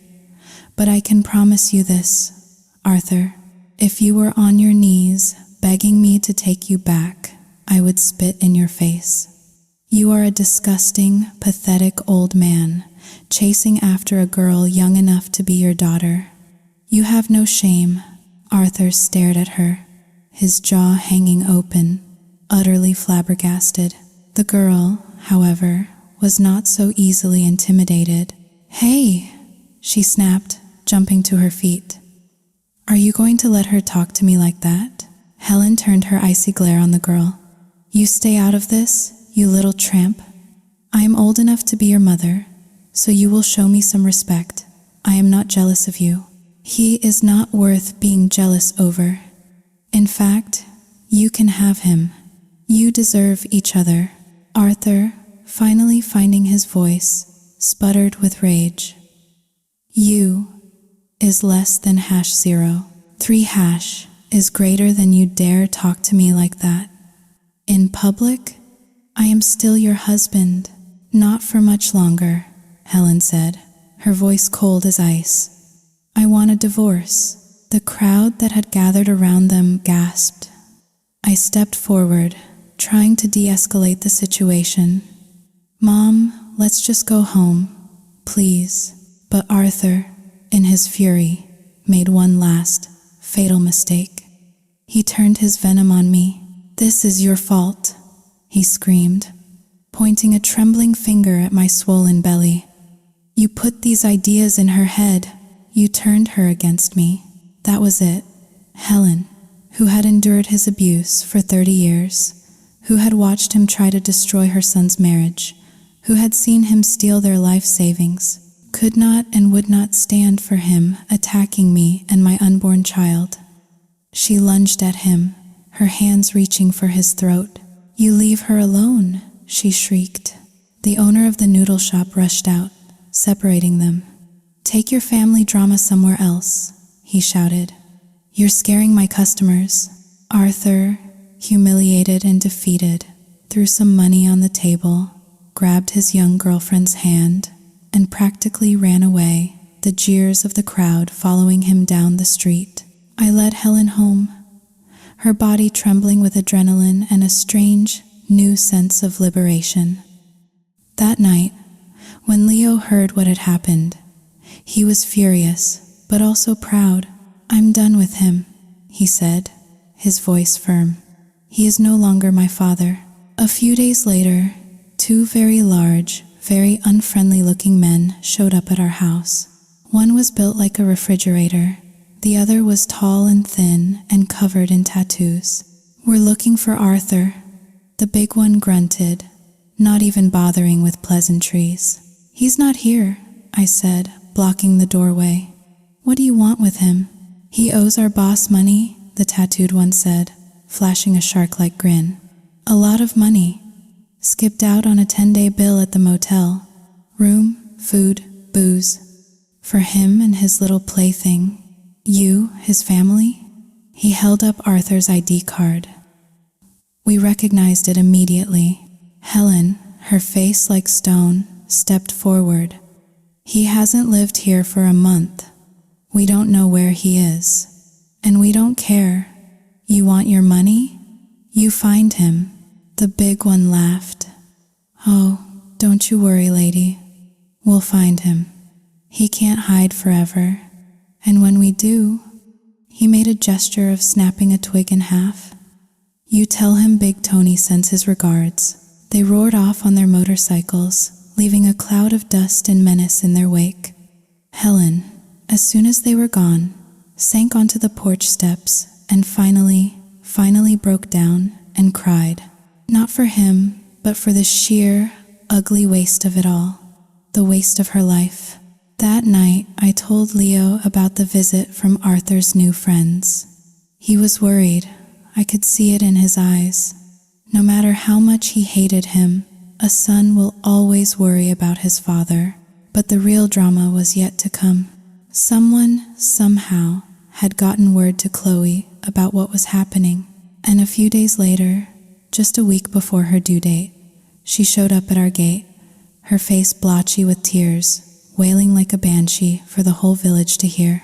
Look, everyone, come and see what's happened.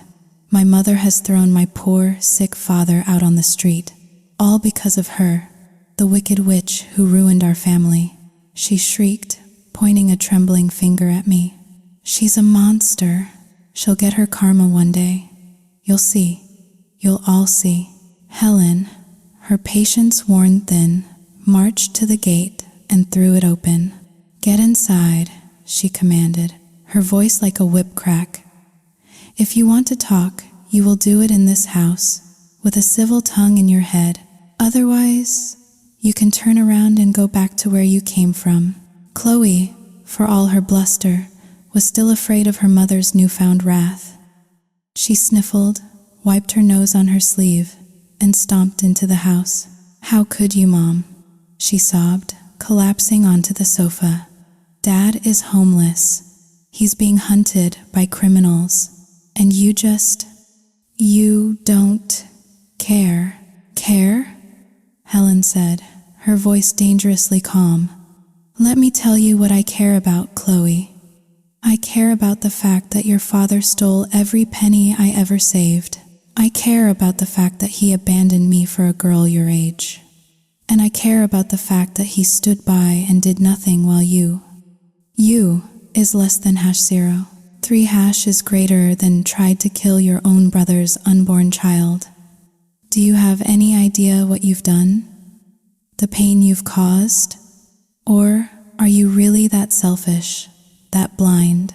Chloe had the gall to look indignant.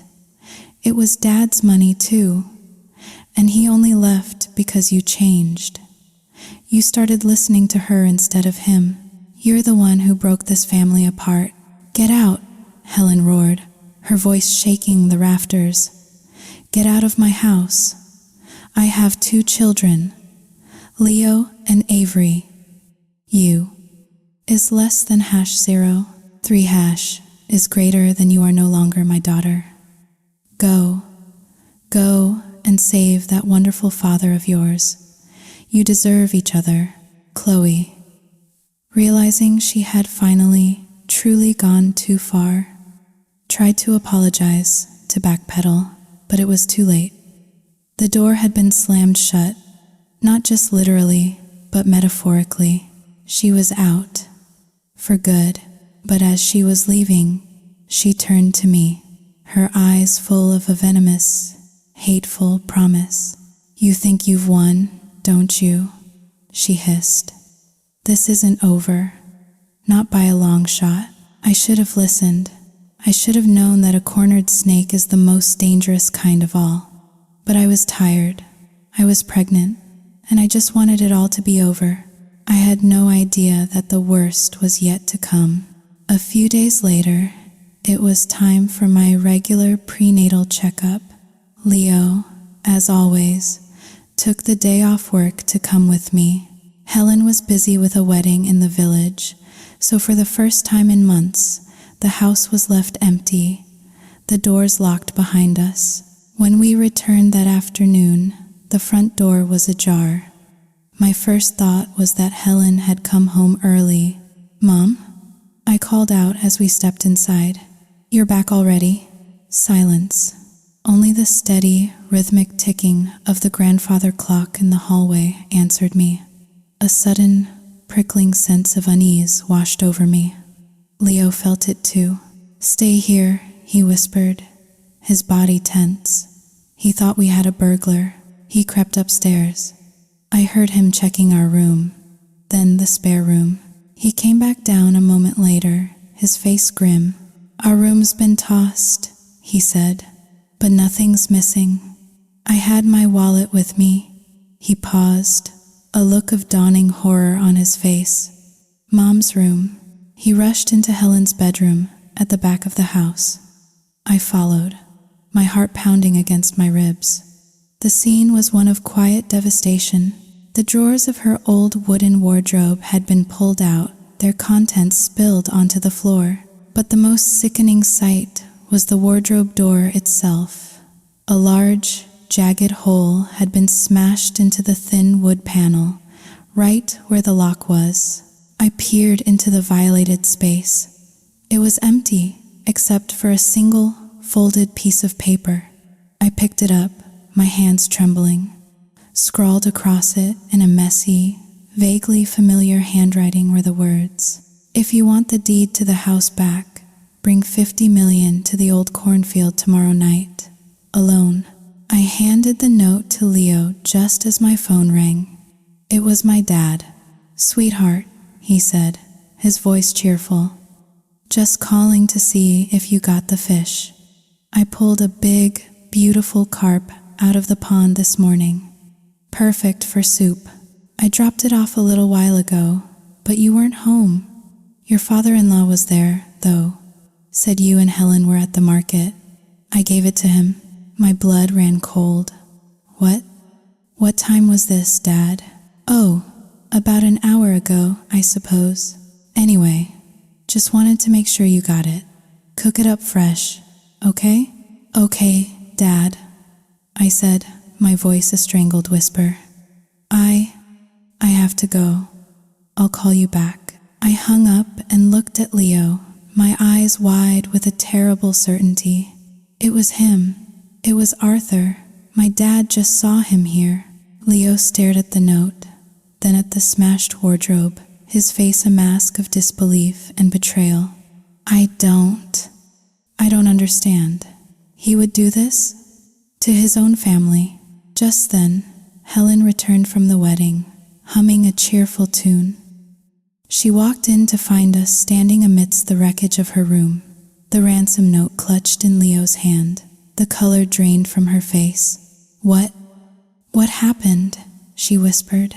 Leo wordlessly handed her the note. She read it, her face crumbling. She didn't cry. She just looked broken, as if the final, deepest betrayal had finally extinguished the last spark of hope in her heart. "What are we going to do?" she asked, her voice hollow. "I don't know, Mom," Leo said, his voice thick with a rage so profound it was almost silent. "I'm afraid that even if we give him the money, he won't give the deed back. He'll just keep it, hold it over our heads forever. Can't we call the police?" Helen asked, a desperate hope in her eyes. Leo shook his head. "It's complicated, Mom. You and Dad are still legally married. They'll just say it's a domestic dispute. Tell us to sort it out, ourselves. It could take months, years, to get it resolved through the courts." We sat in silence for a long time, the weight of Arthur's treachery pressing down on us. Finally, I had an idea. "Tomorrow night," I said, my voice quiet but firm. "He won't come alone. He's a coward. He'll bring backup. If we go early, we can hide, watch him. We can see who he's with, what his real plan is." Leo's eyes lit up. Is less than #0. 3 hashes greater than that's a good idea, Avery. Yes, that's what we'll do. I'm going too, Helen said, her voice surprisingly strong. No, Mom, Leo and I said in unison. It was too dangerous. After a long, heated argument, we finally came to a compromise. Leo and I would go. We would hide. We would watch, and under no circumstances were we to reveal ourselves. The next evening, just as the sun began to dip below the horizon, casting long, eerie shadows across the landscape, Leo and I made our way to the abandoned cornfield at the edge of the village. The stalks were tall and dry, rustling in the evening breeze like skeletal whispers. You hide here, Leo said, pointing to a thick patch of corn near the road. I'll be over there. If he finds me, you stay hidden. Do you understand? Don't come out, no matter what. I nodded, my heart hammering against my ribs. We waited. The minutes stretched into an hour, then two. The sky turned from purple to a deep, inky black. Mosquitoes whined in my ears. My legs began to cramp. Just as I was starting to think he wouldn't show, the headlights of a luxury sedan sliced through the darkness. It wasn't Arthur's old truck. The car pulled to a stop, and Arthur got out. But he wasn't alone. The blue-haired girl was with him, clinging to his arm, and a group of men spilled out of the car after them. They were big, rough-looking men, and leading them was the tattooed man who had come to our house a few weeks earlier. The one who called himself Big Tony. My blood turned to ice. This wasn't a simple ransom exchange. This was a trap. Big Tony started barking orders. You two, hide in the corn over there. You two, on the other side. The moment you see the kid, if he gives you any trouble, you grab him. Got it? The men grunted their assent and melted into the shadows of the cornfield. Big Tony lit a cigarette, the orange tip glowing in the dark.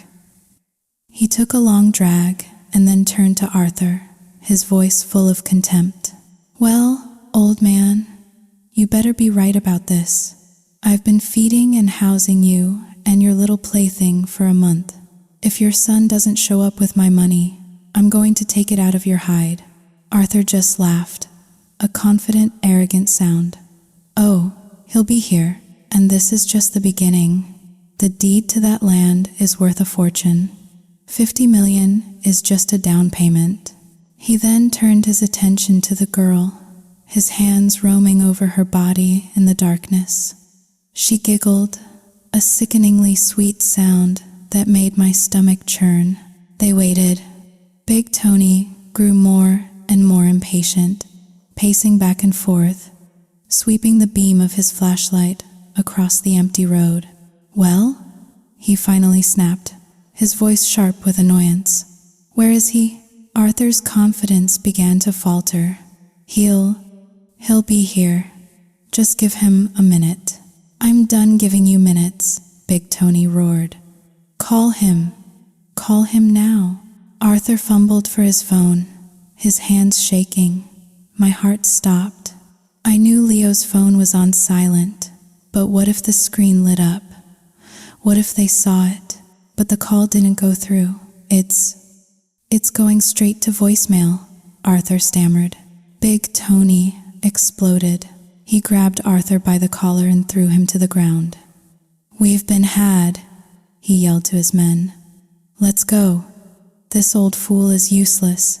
The men emerged from the cornfield, grumbling and cursing. One of them, as he passed Arthur, who was struggling to get up, delivered a swift, brutal kick to his ribs. Arthur cried out in pain. They all piled back into the sedan and sped off, leaving Arthur and the girl alone in the darkness. The girl immediately turned on him, her voice a shrill, angry whine. You useless old man! You promised me money. You promised me a new life. And now what? We have nothing. She continued to berate him, her voice echoing in the quiet night as they began the long, humiliating walk back to wherever they had come from. We waited until they were long gone, until the only sound was the chirping of crickets. Then, Leo emerged from his hiding place and rushed to my side. "Are you okay?" he whispered, his voice shaking. "I'm fine," I said, my own voice trembling. "But Leo, did you see? Did you hear him? He wasn't being blackmailed. He was in on it. He was going to let them beat you up, maybe worse." Leo didn't answer. He just held me, his body trembling with a silent, murderous rage. The image of his father, laughing with those thugs, planning to ambush his own son, had shattered the last, lingering shred of affection he had for the man. When we got home and told Helen what had happened, something in her died. The last flicker of hope, the last vestige of the love she had once had for her husband, was extinguished forever. The question now was, how were we going to get the deed back? The man who held it was not just a thief. He was a monster, and he had a new, even more terrifying plan. A plan that involved the one person he knew Helen could never refuse, her daughter. 3 days later, Arthur showed up at our gate, alone. He was a pathetic sight. His clothes were torn, his face was bruised, and he was weeping like a child. "Helen, my love," he cried, clinging to the bars of the gate. "They beat me. They took everything. They took the deed. Please, let me come home. I was wrong. I was so wrong." Helen stood on the porch, her face like stone. "Where is your little blue-haired girlfriend, Arthur? Did she finally get tired of you?"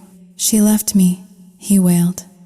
"She took the last of my money and ran. I have nowhere to go. Please, Helen, for the sake of our 30 years together, give me one more chance." "The deed, Arthur," she said, her voice cold and flat. "Where is the deed?" "They have it," he sobbed. "Big Tony has it. He says he'll only give it back if I pay him what I owe. But I have nothing. Helen stared at him for a long, silent moment. Then, she did something I never expected. She turned and walked back into the house, leaving him crying at the gate. But I saw the look in her eyes. It wasn't hatred. It was pity. And I knew, with a sinking heart, that the battle was not yet over. He had found her weakness, and he was going to exploit it for all it was worth. A few days later, Chloe gave birth to a baby boy. Mark called to give us the news. And despite everything, despite the betrayal, the poison, the lies, Helen insisted that we go to the hospital. "She's still my daughter," she said, her voice thick with a sorrow that was almost too much to bear. "And he is my grandson." I knew this was a mistake. I knew this was all part of their plan, but I couldn't refuse her. And so we walked back into the lion's den. Chloe was a picture of maternal bliss. She cooed over the baby, her face glowing. When she saw us, she burst into tears. "Oh, Mom, Avery," she cried, her voice full of a convincing theatrical remorse. "I'm so sorry for everything I was. I was crazy, hormones, seeing you here. It means the world to me. It was a brilliant performance, but I wasn't buying it." After a few minutes of polite conversation, Mark conveniently disappeared to get a coffee. The moment he was gone, Chloe turned to her mother, her eyes wide and pleading. "Mom," she whispered, her voice breaking. "It's Dad. I'm so worried about him. I heard what happened. He's all alone. He's in debt. He's being hunted by criminals. I can't sleep at night thinking about him. It's making me sick. The stress. It's affecting the baby." She started to cry again. Great, heaving sobs that shook her entire body. "Please, Mom," she begged, clutching Helen's hand. "For my sake, for your grandson's sake, please, let him come home. Just for a little while, just until he can get back on his feet. Please." And there it was, the final, masterfully played chess move. She had used her own child, her own newborn son, as a weapon against her mother's heart. Helen looked at her daughter, then at the tiny, sleeping baby in the bassinet beside her.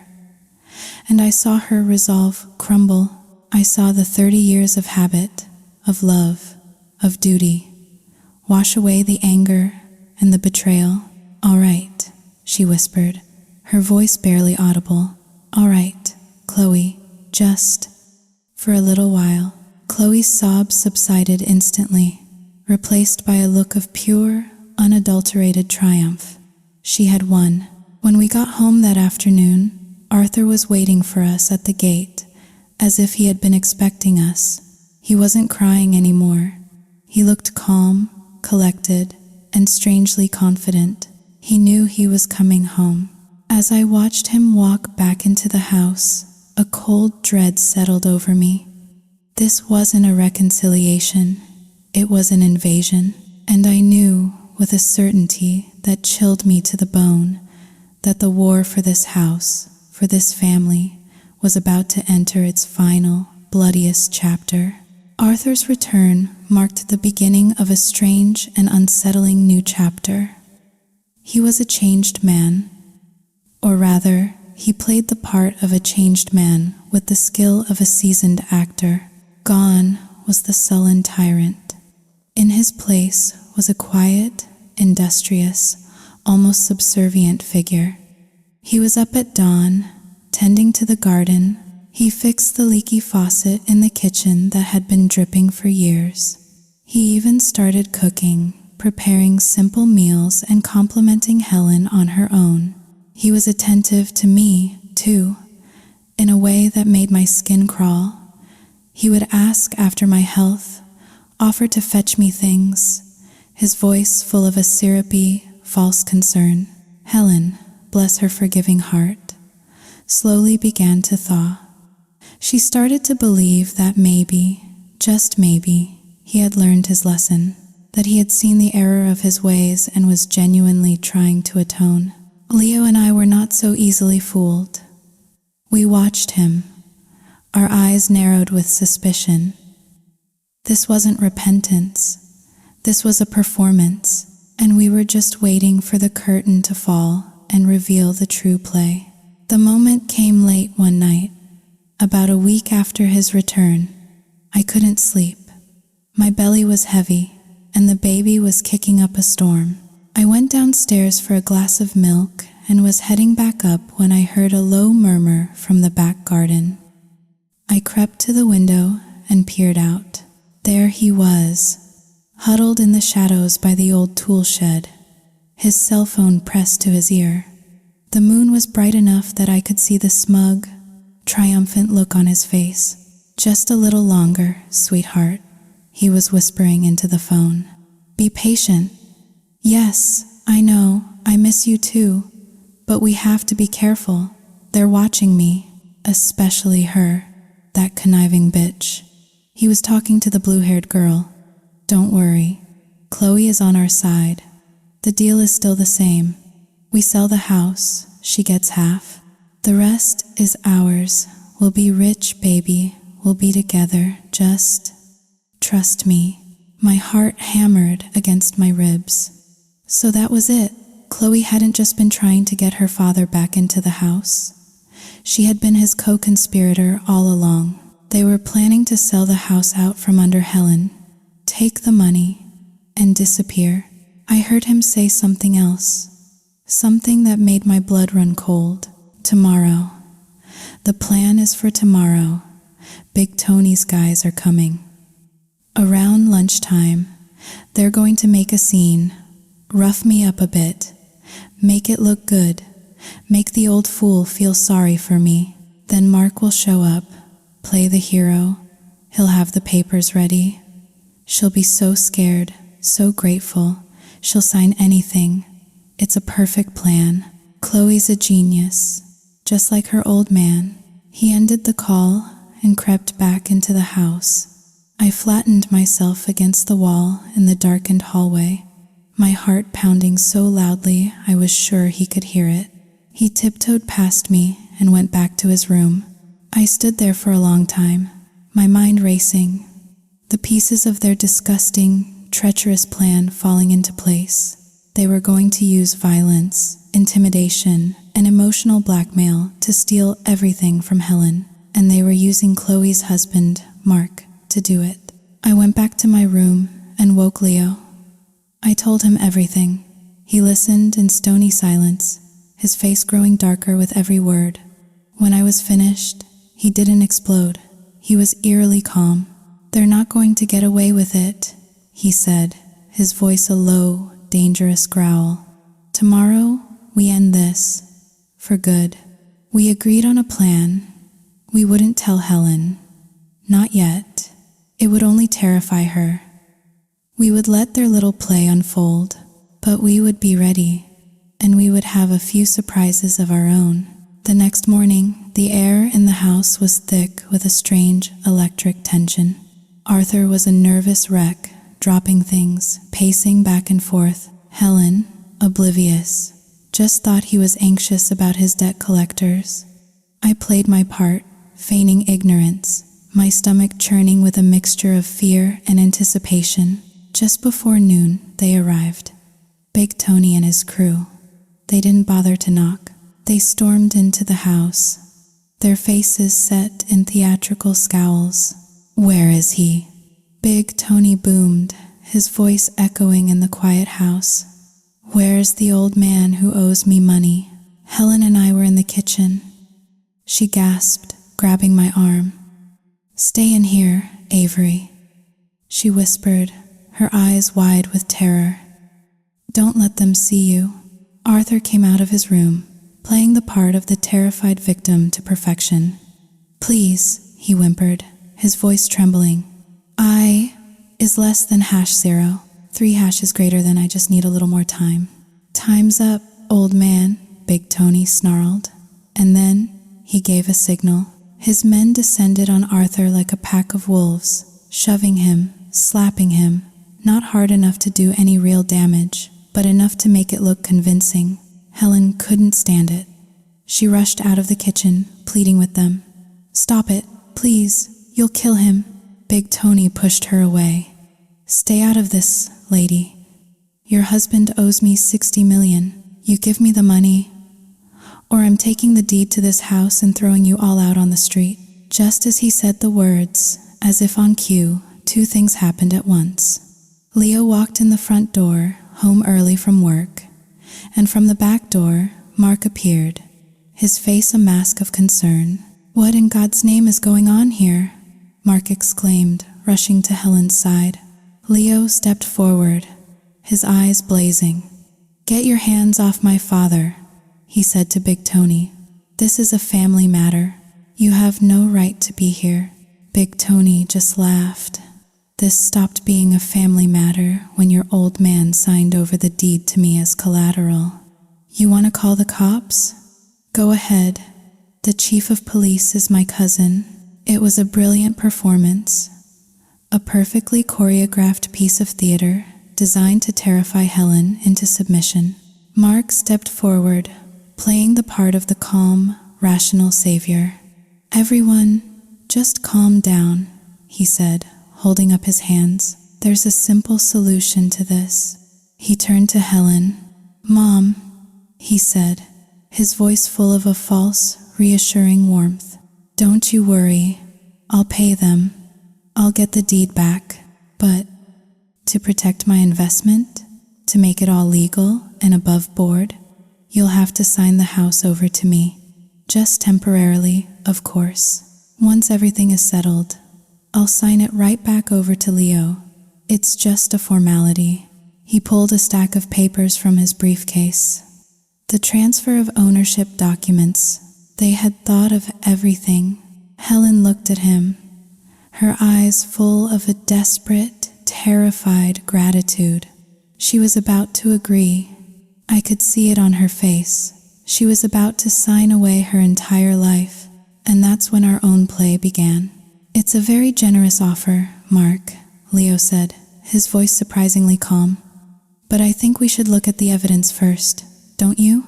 He pulled his phone out of his pocket. He pressed play, and the room was filled with the sound of Arthur's voice, whispering into the phone in the darkness of the garden the night before. "Chloe's a genius. Just like her old man." The color drained from Arthur's face. Mark froze, the papers trembling in his hand. Big Tony, for the first time, looked genuinely surprised. "What the hell is this?" he grunted. "It's a recording," I said, stepping out from the kitchen, my own phone in my hand, also recording. A recording of Arthur, here, conspiring with his daughter and his girlfriend to defraud his wife of her property. A recording of him arranging this little performance with you. I then looked at the two men who had been standing quietly by the back door since Mark had arrived. Two men that no one but me and Leo had noticed. "And these gentlemen," I said, my voice ringing with a triumphant clarity, "are detectives from the fraud division. I believe they have a few questions for all of you." The chaos that erupted was instantaneous. Big Tony and his men made a run for it, but the detectives were faster. Mark dropped the papers and tried to bluster his way out of it, claiming he was just trying to help, but the recording was damning. And Arthur just stood there, his face a mask of utter, complete defeat. He looked at Helen, at the woman he had tormented and betrayed for 30 years, and in his eyes, I saw not remorse, but the pathetic, empty despair of a man who had gambled everything and lost. It was all over. The police led them away. Arthur, Mark, Big Tony, and his thugs. Later that day, they arrested Chloe at her home. It turned out she had masterminded the whole thing, driven by a toxic cocktail of greed and a lifelong, festering jealousy of her brother. Helen, when the police had gone, when the house was finally, truly quiet, simply sank into a chair at the kitchen table and cried. She cried for her lost husband, for her monstrous daughter, for the 30 years she had wasted on a lie. I went to her, my own eyes filling with tears. I put my arms around her shaking shoulders. "It's over, Mom," I whispered. "It's finally over." Months have passed since that day. Life has a new, quiet rhythm. Chloe and Mark are awaiting trial. Arthur, in a last-ditch attempt to save himself, testified against them and is now serving a shorter sentence for his role in the conspiracy. The house is ours now, Helen's, Leo's, and mine, and soon, our babies. Helen is a different woman. She is strong, she is happy, she is free. She spends her days in the garden, not as a chore, but as a joy. She is the grandmother I always dreamed my child would have. Sometimes, in the quiet of the evening, as I sit on the porch, my hand resting on my swollen belly, I think about the journey that brought me here, the pain, the betrayal, the fear. It was a war, a long, ugly war, but we won. We fought for our family, for our home, for our future. And as I feel the gentle kick of my baby, a new life waiting to begin, I know, with a certainty that fills my heart to bursting, that it was a war worth fighting.